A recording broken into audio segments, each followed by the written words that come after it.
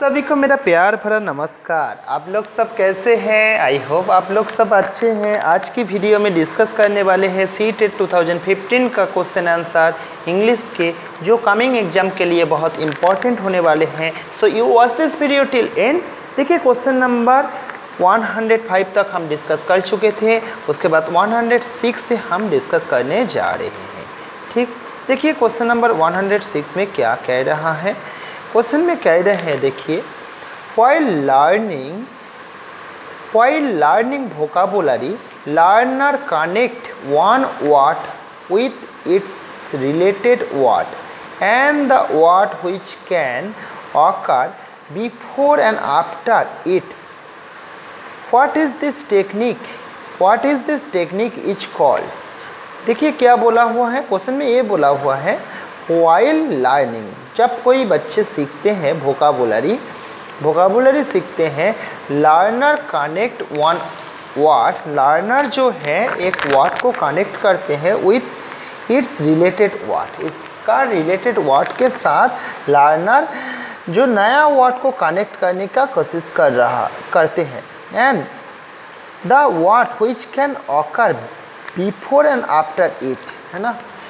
तो पहले जो सीखे हैं उसी के साथ अभी जो सीख रहे हैं उसको कनेक्ट करने का कोशिश करते हैं, और इस टेक्निक को क्या कहा जाता है।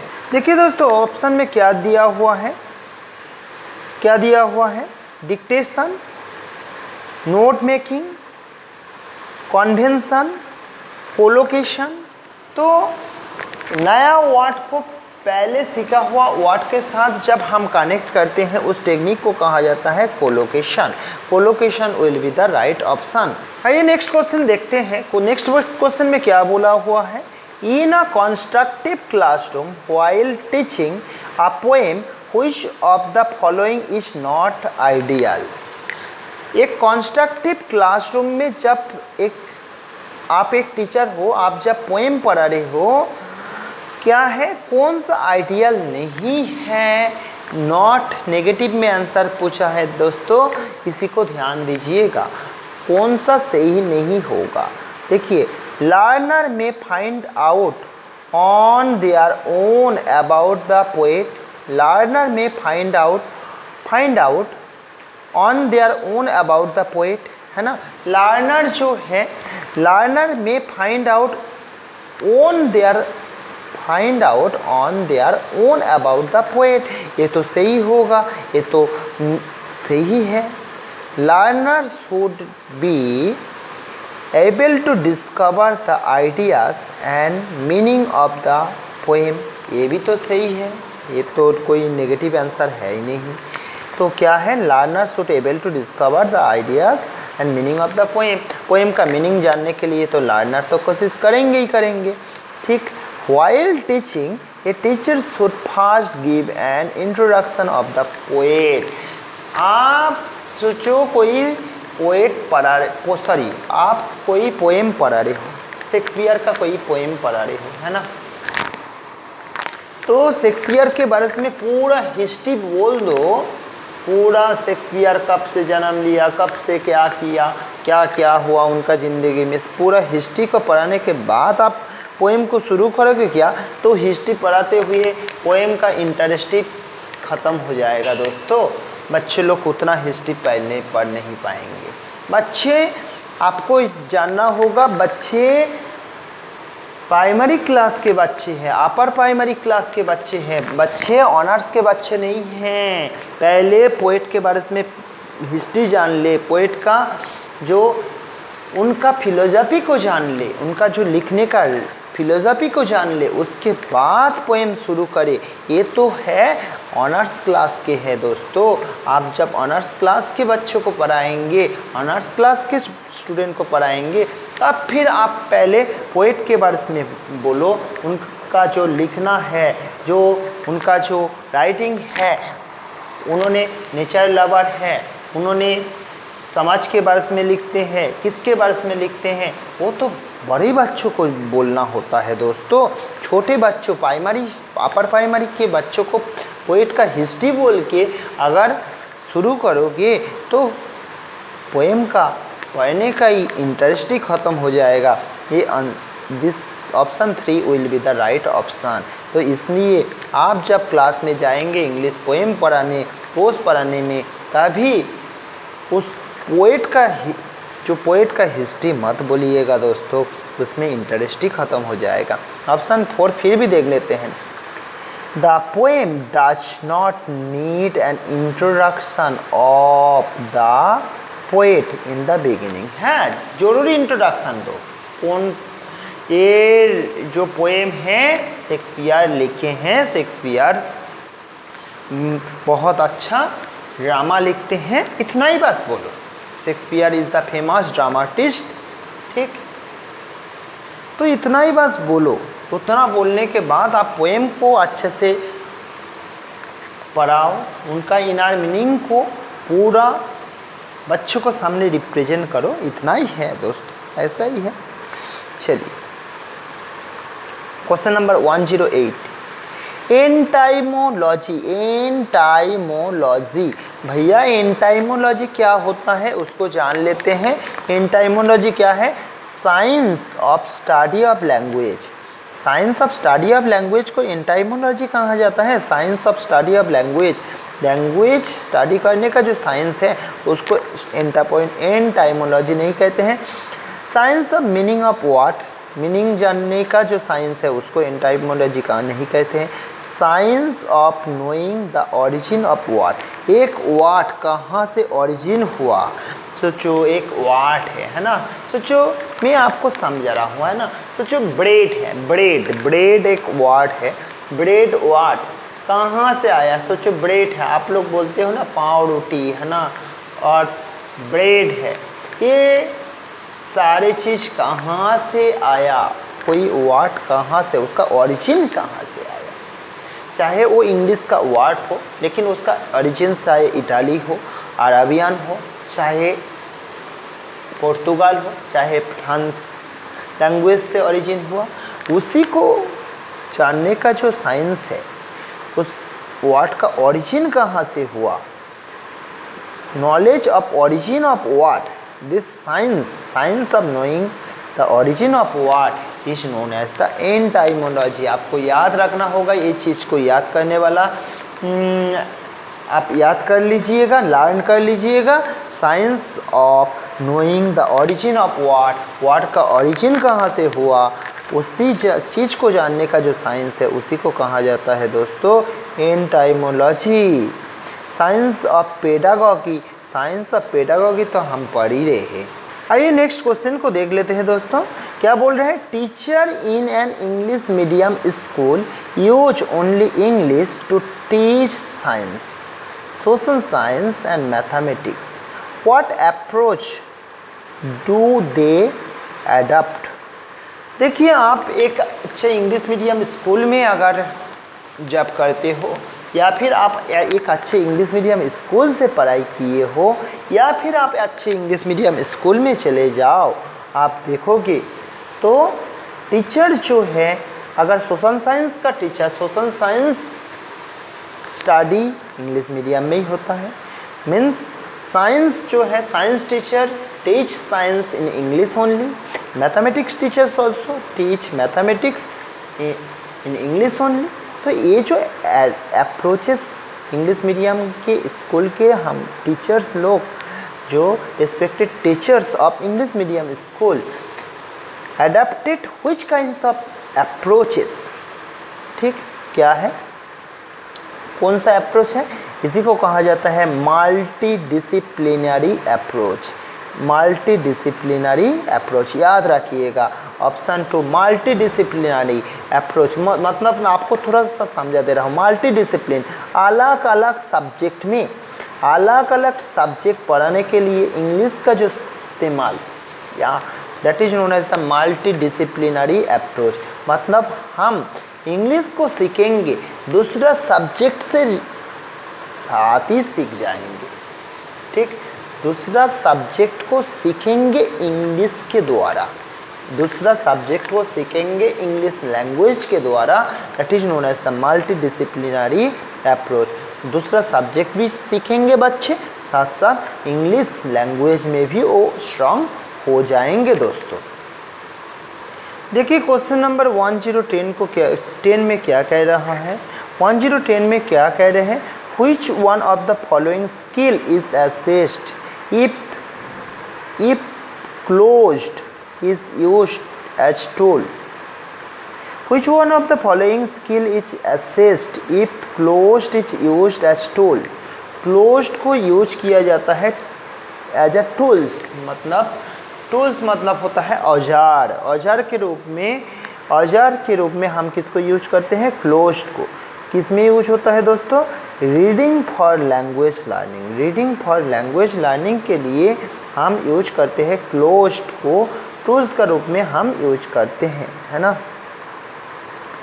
देखिए उसके बाद कौन सा क्वेश्चन 111 में, स्कैनिंग मतलब स्कैन करना, and skimming are strategies for, है ना। स्कीमिंग का मीनिंग क्या है, फिसलना। स्कीमिंग का मीनिंग क्या है, फिसलना। स्कीमिंग का मीनिंग है फिसलना, ठीक। स्कैनिंग और skimming are strategies for, scanning और स्कीमिंग और स्ट्रेटजीज फॉर। स्कैनिंग और स्कीमिंग कौन सा स्ट्रेटजी में यूज होता है, स्पीकिंग के लिए। स्पीकिंग जब बोलते हो क्या है, कोई चीज़ को, कोई वर्ड को स्कैन करते हो क्या, बिल्कुल नहीं। कोई वर्ड को स्कैन करते हो, जैसे मैं पढ़ रहा हूँ, स्कैन कर रहा हूँ, एस है ना, ऐसा करके मेरा माइंड में जो एस का मतलब पिक्चर है उसको स्कैन करके पढ़ रहा हूँ ना। लेकिन बोलते समय तो ऐसा, आप जब बोलते हो, इंग्लिश में बोलते हो या फिर अपना मदर टंग हिंदी में बोलते हो, तो फिर ऐसा तो होता नहीं, करना नहीं। सोचते हो तो कोई चीज़ को स्कैन करना पड़ता है, बिल्कुल नहीं। लेकिन रीड करते समय वर्ड को स्कैन करना पड़ता है, और वर्ड से जितना लाइन को पढ़ते जाते हो, डायने जाते हो, उसको स्कीमिंग भी करना पड़ता है, लाइन वाइज वर्ड को। ऐसा देखो ना, स्कीमिंग करते हुए ही तो पढ़ते हो, तो इसलिए रीडिंग में हम वर्ड को स्कैनिंग करते हैं और स्कीमिंग करते हैं, ठीक। उसके बाद question number 112, continuous and comprehensive evaluation. Continuous and comprehensive evaluation, देखिए आज से करीबन वही 2015-16 के समय CBSE continuous and comprehensive evaluation चालू किए थे, है ना। क्लास 10 का भी result continuous and comprehensive evaluation से ही बनता था, ठीक। कॉन्टिन्यूअस एंड कॉम्प्रिहेंसिव इवैल्यूएशन क्या है, आपको ज़रा सा समझा देता हूँ। कॉन्टिन्यूअस एंड कॉम्प्रिहेंसिव इवैल्यूएशन होता है मतलब साल भर बच्चे सीखते हैं और उसी का हम मूल्यांकन करते हैं। जैसे जैसे बच्चे सीखते जाते हैं, सोचो कोई टॉपिक को आप पढ़ाए हो, उस टॉपिक में बच्चे कितना सीखे हैं, ठीक। आप उस टॉपिक का ऊपर में after the end of the week आप एक टेस्ट ले लियो, ठीक। उसके बाद ऐसा क्लास में जो टेस्ट होते रहता है, सारे क्लास टेस्ट का एवरेज मिला के साथ में UT1, UT2, है ना, फॉर्मेटिव असेसमेंट। उसके बाद UT1, UT2, sorry formative assessment नहीं होगा, UT1, UT2 के बाद होता है हाफ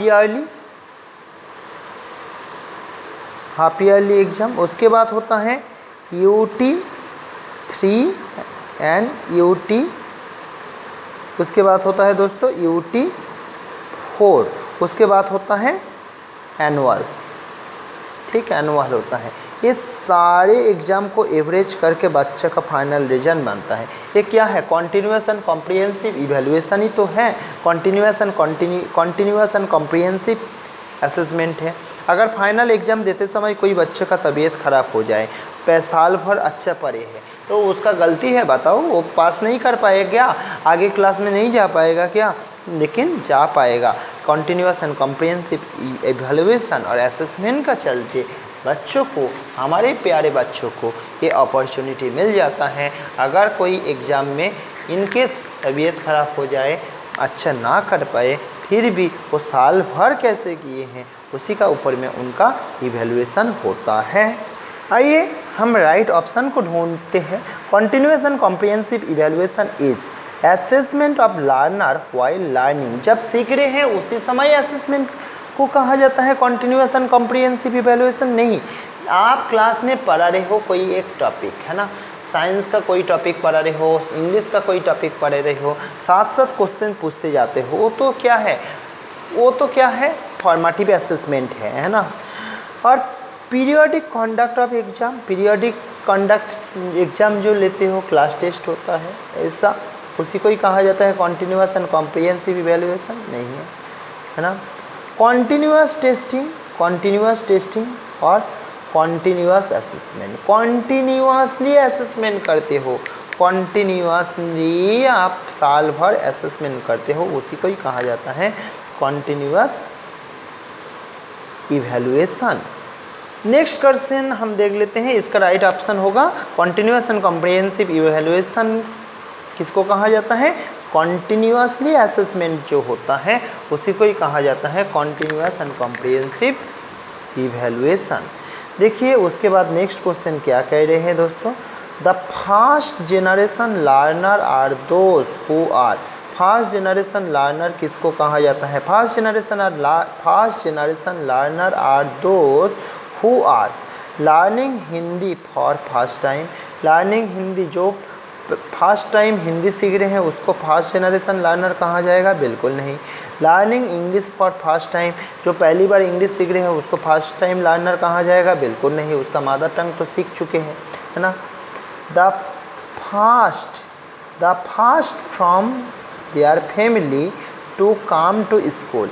आप याद कीजिए, आप जब LKG में या फिर क्लास 1 में पहले स्कूल गए थे, उसी दिन को याद कीजिए जिस दिन आप रोए थे स्कूल आने के लिए, मम्मी आपको स्कूल लेके आए थे और आपके बगल में बैठे थे क्लास के बाहर में, उसी दिन को याद कीजिए। उसी दिन आप थे फर्स्ट जनरेशन लर्नर। आप पहले दिन अपना घर का महल से स्कूल का महल में आए, स्कूल का एनवायरनमेंट में आए, स्कूल का एनवायरनमेंट के साथ आप अडॉप्ट करने का कोशिश किए थे अनजाने में, तो उसी दिन आप थे फर्स्ट जनरेशन लर्नर। तो फर्स्ट जनरेशन लर्नर क्या है, the first from their family come to school, जो लर्नर पहली बार स्कूल आता है अपना फैमिली से। आइए देख लेते हैं नेक्स्ट क्वेश्चन 114 को। The whole language perspective is, the whole language perspective is क्या है, होल लैंग्वेज पर्सपेक्टिव क्या है। सोचो, आप अपने बच्चों को इंग्लिश मीडियम स्कूल में भेजती हो, क्यों भेजे हो, कभी सोचे हो अपने बच्चों को इंग्लिश मीडियम स्कूल में भेजने का क्या मकसद था। ये मकसद यही है, whole language perspective, whole language perspective ही मकसद है। क्यों, इंग्लिश सीख जाएंगे हर सब्जेक्ट पढ़ते हुए, हर सब्जेक्ट को इंग्लिश में ही पढ़ेंगे, वो था मल्टी डिसिप्लिनरी अप्रोच। और हर सब्जेक्ट के साथ साथ इंग्लिश सीखेंगे। टीचिंग, जो टीचर टीचिंग कराते हैं, टीचर, आप टीचर हो, आप अगर इंग्लिश मीडियम के स्कूल के टीचर हो, आप टीच कराते हो सारे सब्जेक्ट को। Teaching language skill in integrated manner, her subject के साथ साथ आप इंग्लिश को जोड़ के पढ़ाते हो। देखिए, whole language perspective is, whole language perspective क्या है, teaching of language skill in integrated manner, language को सीखेंगे सारे सब्जेक्ट के साथ जोड़ के सीखेंगे। केवल एक सब्जेक्ट इंग्लिश अगर अलग है, अगर आप हिंदी मीडियम स्कूल के हो, अगर आप तेलुगु मीडियम के स्कूल के हो, आप केवल इंग्लिश पढ़ रहे हो एक सब्जेक्ट, तो फिर वो होल लैंग्वेज पर्सपेक्टिव नहीं है। तो अगर इंग्लिश को सारे सब्जेक्ट के साथ इंटीग्रेटेड मैनर में पढ़ाते हैं आपका टीचर, तो फिर उसी को कहा जाता है होल लैंग्वेज पर्सपेक्टिव। आइए नेक्स्ट क्वेश्चन को देख लेते हैं 115। A good paragraph writing in English involves.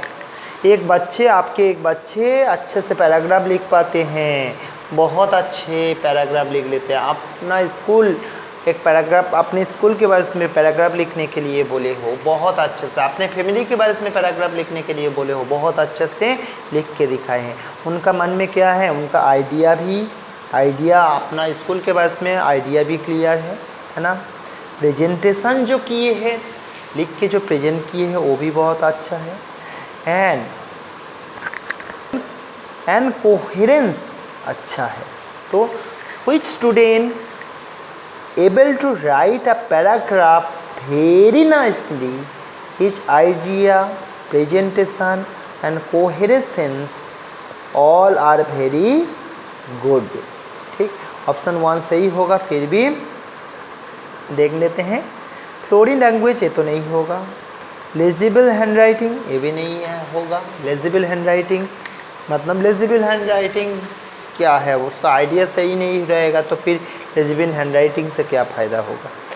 Correct pronunciation, correct punctuation marks ये भी नहीं होगा। ठीक, तो ऑप्शन 1 सही होगा। ठीक, उसके बाद देख लेते हैं next question 116। In order to know the correct pronunciation of English word the learner should in order to know the correct pronunciation of English word English word का करेक्ट प्रोनाउंसिएशन जानने के लिए लर्नर क्या करेंगे, know how to write word. Learner को जानना पड़ेगा कोई एक वर्ड को सही ढंग से प्रोनाउंसिएशन करने के लिए लर्नर को क्या जानना जरूरी है, हाउ टू राइट वर्ड, वो कैसे लिखना होता है वो जानेंगे तो प्रोनाउंसिएशन ठीक से कर पाएंगे क्या, ऐसा नहीं है, वो तो देख देख के भी लिख सकते हैं। Know the spelling, meaning and how they are pronounced, ये तो सही ऑप्शन होगा मेरे को लग रहा है। नो द स्पेलिंग, कोई वर्ड का प्रोनाउंसिएशन करने के लिए उसका स्पेलिंग पता होना चाहिए, उसका मीनिंग भी अच्छा से जानना चाहिए। And how they are pronounce, कैसे उस वर्ड को प्रोनाउंस किया जाता है। उस वर्ड में अगर कोई अल्फ़ाबेट साइलेंट है, उस साइलेंट अल्फ़ाबेट को प्रोनाउंस नहीं करके कैसे पूरा वर्ड को अच्छे से प्रोनाउंस किया जा सकता है, उसी को उस बच्चों को आना चाहिए। ठीक, उसका स्पेलिंग आना चाहिए, उसका मीनिंग आना चाहिए और उस वर्ड को कैसे प्रोनाउंस करते हैं उसी को भी आना चाहिए। ऑप्शन 2 होगा सही option. Know the meaning only, know the spelling only, ये दोनों ही सही नहीं है। ठीक, a word get its meaning, next question 117 में दिया हुआ है।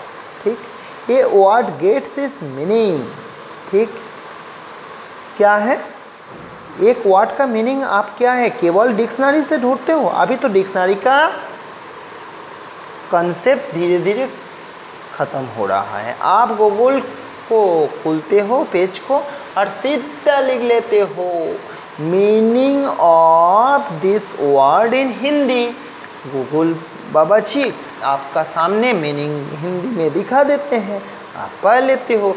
या फिर आपका मदर टंग जो भी हो, है ना, आप उसी मदर टंग में दिखाने के लिए बोलते हो गूगल बाबा जी के पास, गूगल बाबा जी आपको खोल के लिख के दिखा देते हैं। ठीक, क्या है, डिक्शनरी से ही केवल मीनिंग जानते हैं ऐसा कुछ नहीं है, हम गूगल से भी जानते हैं, है ना, टीचर से भी जानते हैं। मीनिंग जानने के लिए स्पेलिंग, ये स्पेलिंग से ही मीनिंग जान पाते हैं क्या, ऐसा नहीं है। फ्रॉम इट्स ओरिजिन, वो वर्ड कहाँ से ओरिजिन हुआ उसी से हम मीनिंग जान पाते हैं। केवल क्या है, जान पाते हैं, लेकिन सही ऑप्शन होगा इन रिलेशन टू इट्स कॉन्ट्रेक्ट्स।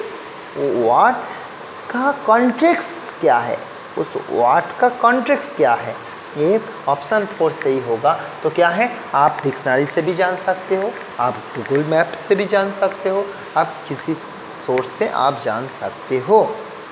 देखिए क्वेश्चन नंबर 18 बहुत ही अच्छा क्वेश्चन है। When we singing a rhythm in an English language classroom, है ना। When we singing a rhythm in English language classroom, when we sing a rhythm, जब एक English गाना को सुर के साथ गाते हैं बच्चे, हमारे बच्चे, क्यों गाना पड़ता है, ठीक, किस लिए गाना पड़ता है, familiarized the learner with English sound. एक इंग्लिश गाना को जब सुनते हो बच्चे, अगर आपके बच्चे एक इंग्लिश गाना को सुनते हैं, इंग्लिश पिक्चर देखते हैं, तो फिर अपने बच्चों को पता चलता है इंग्लिश जो साउंड है वो इंग्लिश साउंड एक पर्टिकुलर यूरोपियन इंग्लिश का साउंड कैसे होता है, ब्रिटिश इंग्लिश का साउंड कैसे होता है, उसका प्रोनाउंसिएशन कैसा होता है, उसी चीज़ के साथ हमारे बच्चे फेमिलराइज्ड होता है। ठीक ठीक, इसलिए ऑप्शन 1 जो होगा सही ऑप्शन होगा। ठीक, टीच देम टू रीड, ये तो नहीं होगा। उसको पढ़ने के लिए गाना को पढ़ाते हो क्या, गाना को गाना पड़ता है पहले, तब फिर इंग्लिश साउंड को पता चलता है हमारे बच्चों को। ठीक, teach learner to understand the word, word meaning को केवल समझाते हो क्या, teach them to learn, teach them to learn sing. है, सिंग तो को लर्न करते हैं क्या, नहीं, इंग्लिश गाना को गाएंगे तो फिर इंग्लिश साउंड के साथ उस हमारे बच्चों को फेमिलराइज्ड हो जाएंगे। ठीक, उसके बाद question number 119 a teacher read out the text and explain it what for what in English. What method approach does she adopt in her class? जैसे कि दोस्तों आप क्लास में गए हो, कोई एक टेक्स्ट है पोच या फिर पोएम, उसी को पहले पढ़ रहे हो इंग्लिश में, उसी के बाद उसका मीनिंग हिंदी में या फिर उस बच्चे का जो मदर टंग है मदर टंग में समझा रही हो। ठीक, तो कौन सा अप्रोच आप अप्लाई कर रहे हो दोस्तों, ऐसा करते हो word for word in English, है ना, एक्सप्लेन कर रहे हो उस अप्रोच का वर्ड फॉर वर्ड, है ना, इंग्लिश में ही एक्सप्लेन कर रहे हो। कौन सा मेथड है, वो डायरेक्ट मेथड है। ठीक, देखिए और बाकी ऑप्शन क्या है, कम्युनिकेटिव लैंग्वेज, ऐसा नहीं है, कम्युनिकेशन करने के लिए 2 लोग वार्तालाप करना चाहिए। टास्क बेस्ड लैंग्वेज टीचिंग, ये नहीं है, डायरेक्ट मेथड सही है ना, स्ट्रक्चरल अप्रोच ये भी नहीं है। ठीक, आइए क्वेश्चन नंबर 120 को देख लेते हैं। Student are asked to read a short text and make point for discussion, what skill of learner are assessed. देखिए आप बच्चों को बोले हो रीड अ शॉर्ट टेक्स्ट, एक शॉर्ट टेक्स्ट को पढ़ो and make point for discussion, उस शॉर्ट टेक्स्ट को पढ़ के पॉइंट को लिखो, मेक पॉइंट को लिखो, और उस पॉइंट को किस लिए लिखो, डिस्कशन करना पड़ेगा आपको। आप बच्चों को बोले हो आपको डिस्कशन करना पड़ेगा, आप टीचर हो, आप बच्चों को बोले हो डिस्कशन करना पड़ेगा, टेक्स्ट को पढ़ो और डिस्कशन करने के लिए पॉइंट को लिखो। तो क्या होगा, सिंपल बात है, पॉइंट को जब पॉइंट आउट करना हो रहा है वो ऑब्वियसली स्पीकिंग स्किल तो होगा नहीं, वो डिस्कशन करने के लिए पॉइंट को मेक पॉइंट को लिख रहे हैं, स्टडी स्किल भी नहीं होगा, स्पीकिंग स्किल भी नहीं होगा, लिसनिंग तो नहीं हो रहा है, वो रीड कर रहे हैं, मतलब वर्ड को स्कैन कर रहे हैं, और करके जो पॉइंट को बना रही है लिख रही है वो राइटिंग स्किल में आता है। ठीक, थैंक यू दोस्तों for watching this video. Don't forget to share and subscribe this channel. Your motivation, your support help me for making more and more video. Thank you for watching this video. खुश रहिए, मुस्कुराते रहिए। तब तक के लिए जब आप लोगों के साथ फिर से अगला वीडियो में हम मिलते हैं।